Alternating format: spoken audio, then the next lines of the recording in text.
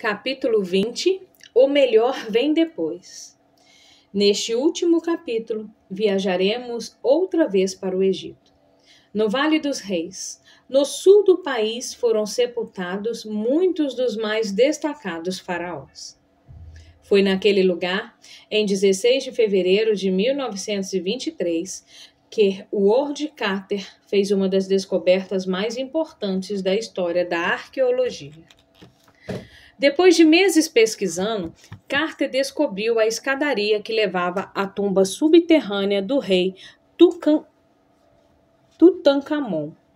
Ao abrir vagarosamente a porta da tumba do jovem rei, ele ficou aturdido com um conjunto de reluzentes imagens de ouro. Carter descreve a experiência da seguinte forma: primeiro, eu não podia ver nada. O ar quente que escapava do aposento fazia a chama de vela tremeluzir. Então, quando os meus olhos se acostumaram à luz, detalhes de dentro do salão emergiram lentamente da névoa. Animais estranhos, estátuas e ouro. O brilho do ouro estava presente em todas as partes. Quando Carter e seu patrocinador, Lord Carnarvon, entraram na tumba, eles viram uma cena inacreditável. Bem no meio estava um enorme ataúde.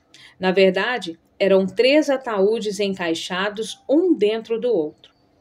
Cada ataúde tinha sido cuidadosamente decorado e coberto com ouro. O terceiro, porém, era todo de ouro, 120 quilos de ouro maciço.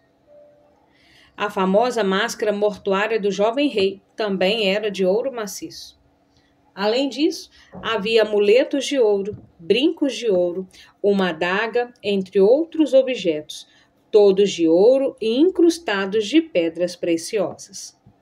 Havia 6 charretes com rodas e assentos banhados a ouro. No conjunto não eram centenas, mas milhares de objetos feitos de ouro. Quanto você acha que valem os tesouros do rei Tutancâmon? Quanto custaria no mercado de hoje?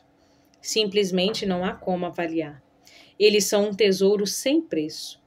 Nunca, em toda a história da arqueologia, um tesouro como esse foi encontrado junto em um só lugar. Muito mais que isso. Os reluzentes tesouros de Tutancâmon nos oferecem um importante ponto de comparação. Você pode imaginar uma cidade enorme, em que as ruas são pavimentadas com ouro.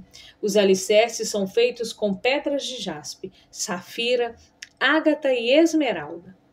Na verdade, qualquer coisa que você possa imaginar, não importa o quanto seja belo ou brilhante, ainda não estará fazendo justiça à realidade do que Deus tem preparado para os salvos no céu. A Bíblia diz que nem olhos viram, nem ouvidos ouviram, nem jamais penetrou em coração humano o que Deus tem preparado para aqueles que o amam. 1 Coríntios capítulo 2, verso 9. Pense na beleza mais extravagante, seja nas artes ou na natureza. Imagine o sublime enlevo da música de um grande coral. Tudo isso vai parecer de pouco valor quando estivermos de fato presentes em meio às paisagens e aos sons do céu. Um dia, ao contemplarmos essa glória, ao ouvirmos essa música, finalmente reconheceremos a degradação trazida ao mundo pelo pecado. Com júbilo, contemplaremos a beleza que está muito além daquilo que nossos olhos já viram. Ouviremos sinfonias muito mais majestosas do que nossos ouvidos jamais ouviram. Provaremos sabores que nunca poderíamos imaginar e teremos uma sensação de paz, segurança e alegria que está muito além da compreensão. A restauração da justiça. Ainda tem mais. Aqui está a chave para entender a verdadeira essência do que será o céu. Nós, porém, segundo a sua promessa, esperamos novos céus e nova terra, nas quais habita a justiça. Segundo a Pedro, capítulo 3, versículo 13.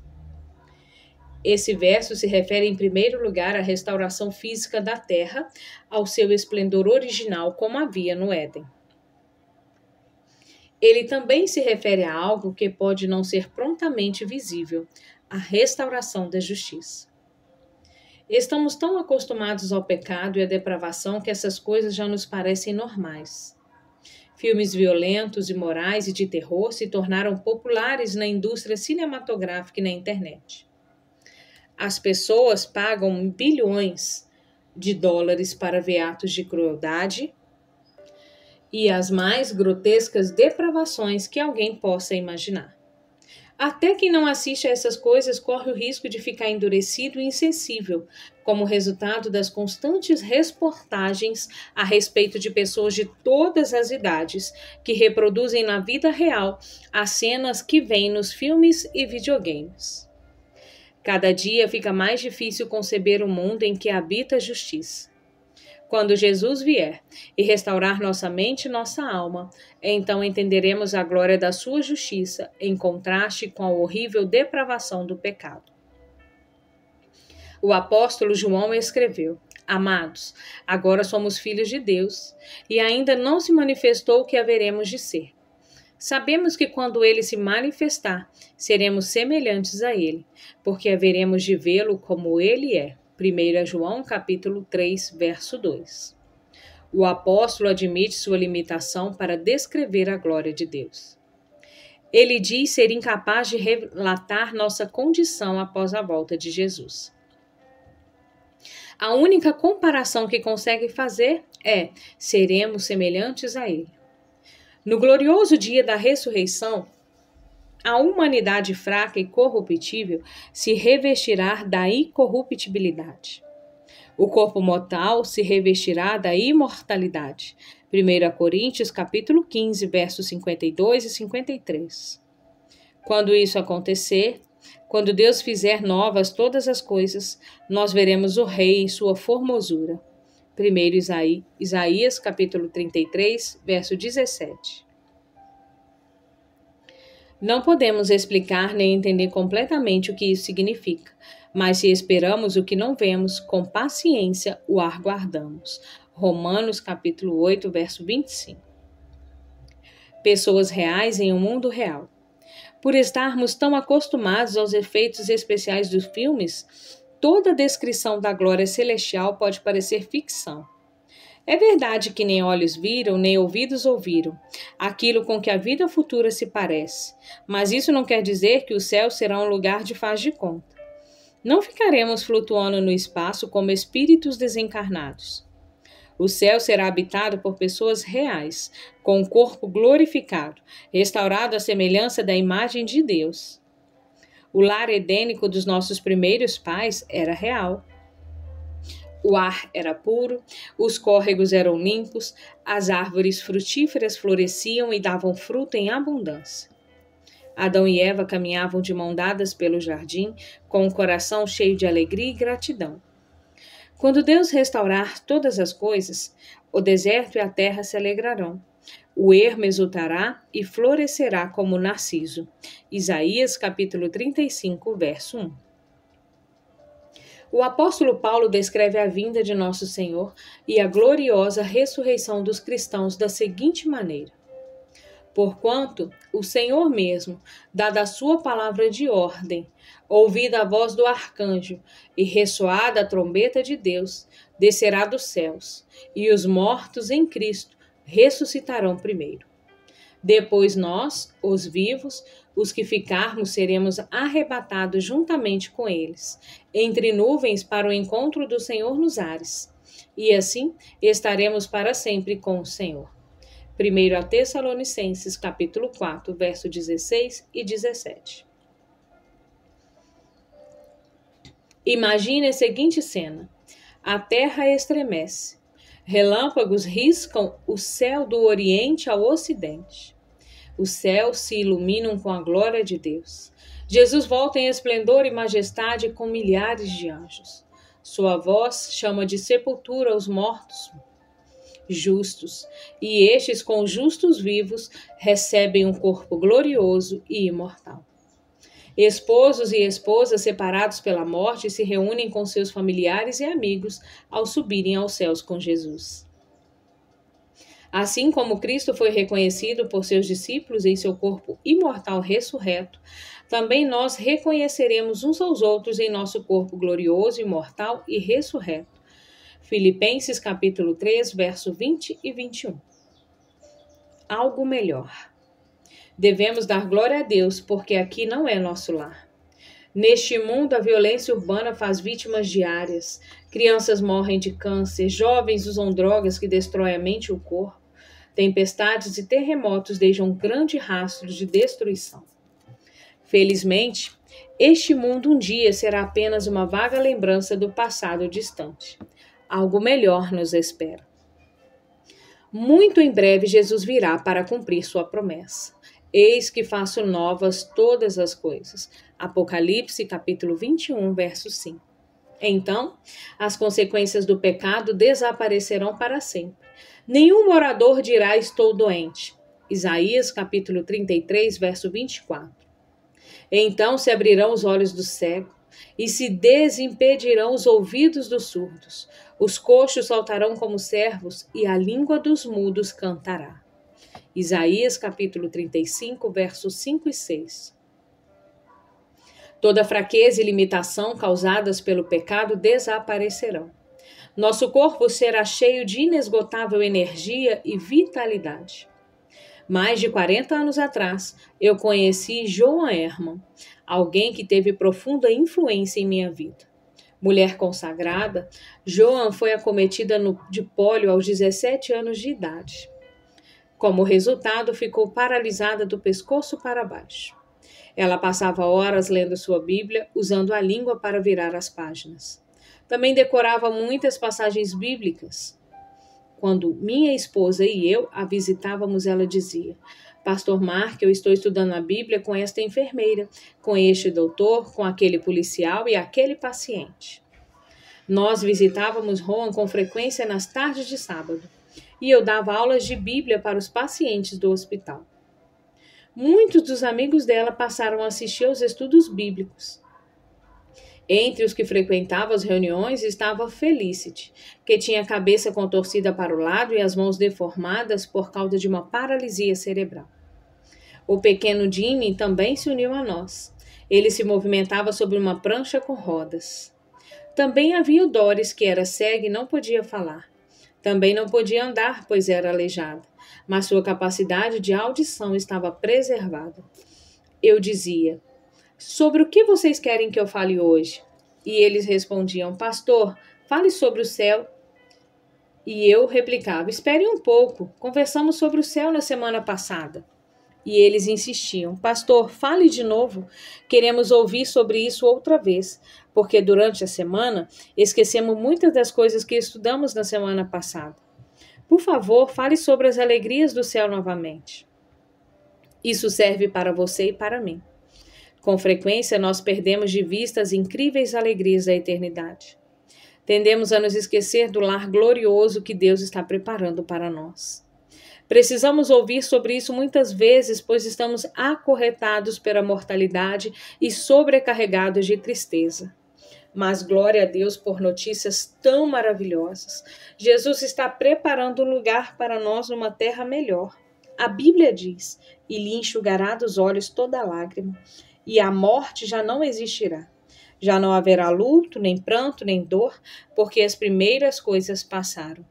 Apocalipse, capítulo 21, verso 4.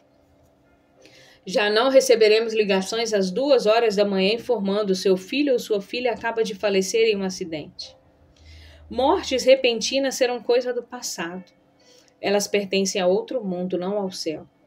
Já não haverá violência, nem guerras, nem vítimas de guerra.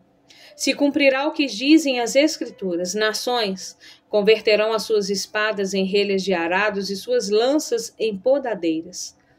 Uma nação não levantará espada contra outra, nem aprenderão mais a guerra. Isaías capítulo 2, verso 4.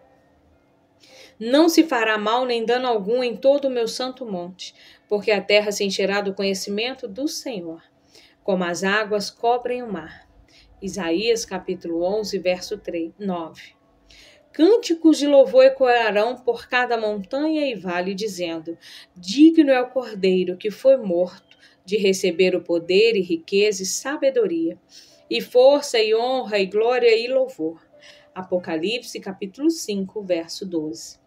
Ao redor do trono de Deus nos reuniremos e o adoraremos. Nosso coração se encherá com seu amor e a sua paz.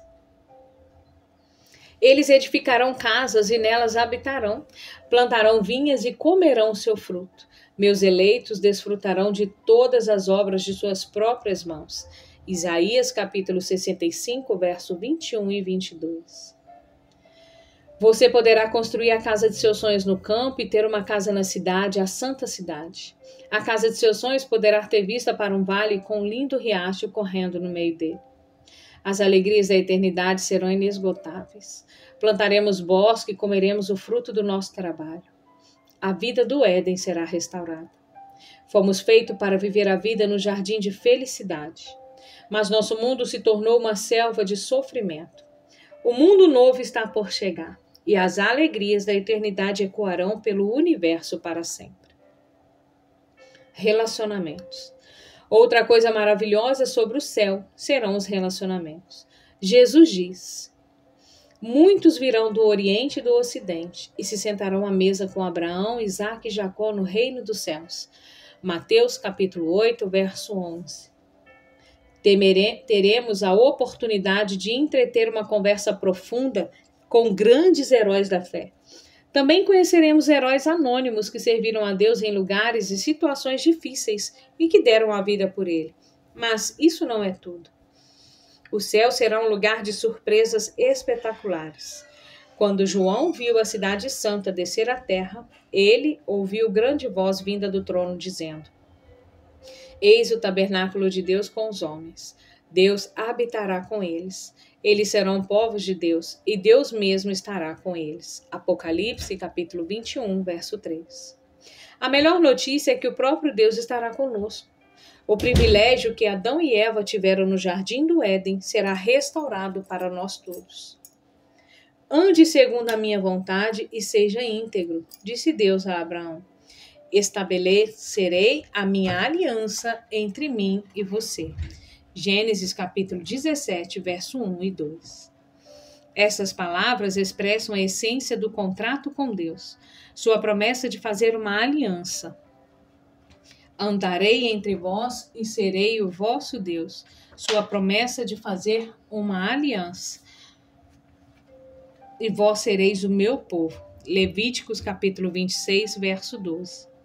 Aqui na terra andamos por fé e não pelo que vemos. 2 Coríntios capítulo 5, verso 7. Na vida futura, a aliança eterna terá seu verdadeiro e completo cumprimento. Então veremos face a face. 1 Coríntios capítulo 13, verso 12, Apocalipse 22, 4. E nos alegraremos com sua presença para sempre. Entrada gratuita. João diz que a cidade santa tem grande e alta muralha, 12 portas, e sobre elas nomes escritos, que são o nome das 12 tribos dos filhos de Israel. Apocalipse, capítulo 21, verso 12. Isso é surpreendente, sabe por quê? Você se lembra do nome dos patriarcas que foram líderes das 12 tribos de Israel? Entre eles estavam Ruben, Simeão e Levi. Esses homens eram assassinos. Eles poderiam ser levados a juízo e condenados por homicídio, roubo e adultério. Eles sequestraram o próprio irmão e o venderam como escravo. Agora pense nos nomes escritos nos alicerces dos muros. São nomes dos 12 apóstolos. Entre eles estão Pedro, que negou Jesus, Tomé, que duvidou dele, e Tiago e João, chamados de filhos do trovão por sua personalidade explosiva. Por que esses nomes estão ali? Como é possível que os nomes deles estejam escritos nas portas do céu? Eles estão lá para testificar que qualquer homem ou mulher que aceite a graça de Jesus Cristo pode atravessar aquelas portas. Sim, esses homens foram culpados de crimes e pecados graves, mas se arrependeram. Foram transformados e salvos pela graça. De fato, essa é a única maneira por meio do qual você, ou eu e qualquer outra pessoa pode atravessar aquelas portas. Todos carregamos as cicatrizes do pecado. Porém, pela graça de Jesus, podemos nos alegrar em sua presença para sempre. Aquele que mais nos conhece também é quem mais nos ama. Ele encontrou uma forma para pecadores indignos entrarem numa cidade sem pecado. Ele desceu do céu para a terra, viveu em carne humana, enfrentou as tentações de Satanás e conquistou a vitória por você e por mim. Revelou a imensidão do amor do Pai diante de todo o universo, por meio de sua vida e morte. Ele abriu as portas dos céus para nós.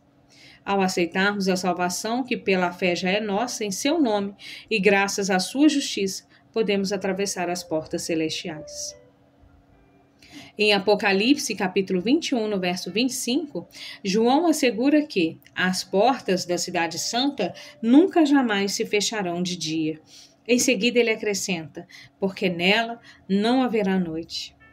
Se as portas não se fecham de dia e não haverá noite, fica claro que elas nunca estarão fechadas. Portanto, essa é uma porta que Deus deixará aberta para você. Quando olho para mim mesmo, não vejo possibilidade de ser salvo. No entanto, quando olho para Jesus e mantenho minha mente nele, não vejo possibilidade de me perder. Quando me lembro de seu amor e de sua misericórdia, meu coração se enche de confiança e alegria. Quando pela fé compreendo plenamente que minha salvação está completa nele, meu coração fica em paz. Se pela fé você aceitar o que ele fez em seu favor e receber o dom de sua justiça, ele garante que vai tomar você pela mão e conduzi-lo através daquelas portas douradas. Ele é nosso advogado. 1 João, capítulo 2, verso 1. No tribunal de Deus, Jesus tem resposta para todas as acusações que Satanás traz contra nós. Ele é um advogado que nunca perdeu uma causa. Deus está dizendo, você também pode chegar a estas portas e passar por elas. Não importa qual tenha sido sua falha e seu pecado, minha graça pode transformar a sua vida. Adoração e comunhão. Os melhores e mais felizes momentos no céu serão os de adorar nosso Salvador e nos relacionar com Ele. E será que uma festa da lua nova a outra e de um sábado a outro virá toda a carne a adorar perante mim, diz o Senhor. Isaías capítulo 66, verso 23. Mesmo neste mundo de pecado, o sábado nos aparta das pressões e agitações da vida. No sábado podemos ter mais proximidade e companheirismo com Jesus. Você pode imaginar a experiência de adorar aos sábados no céu? Agora andamos por fé e não pelo que vemos, segundo a Coríntios capítulo 5, verso 7. Mas depois estaremos com Jesus e veremos a sua face. Apocalipse capítulo 22, no verso 4. Nós nos prostraremos em louvor e adoração. Com os anjos e os salvos de todas as épocas, nos uniremos a um imenso coro de milhões e milhares de milhares, dizendo: digno é o Cordeiro, que foi morto, de receber o poder e riqueza e sabedoria, e força e honra e glória e louvor. Não espere. Se vamos adorar a Deus no céu, você não acha que devemos começar a adorá-lo desde já? Se depois da volta de Jesus vamos nos unir aos anjos no louvor a Deus, você não acha que devemos nos unir à família de Deus na terra e com ela adorar em sua presença aqui e agora? Como desejo aquele dia em que com lágrimas de alegria diremos: Jesus, Tu és tudo o que eu quero, Tu és tudo de que eu preciso, Teu amor é suficiente para mim. Nunca deixarei de Te amar, pois o Teu amor encheu meu coração. Não demore nem mais um minuto. Agora mesmo diga: Senhor, pela Tua graça, não irei faltar na eternidade.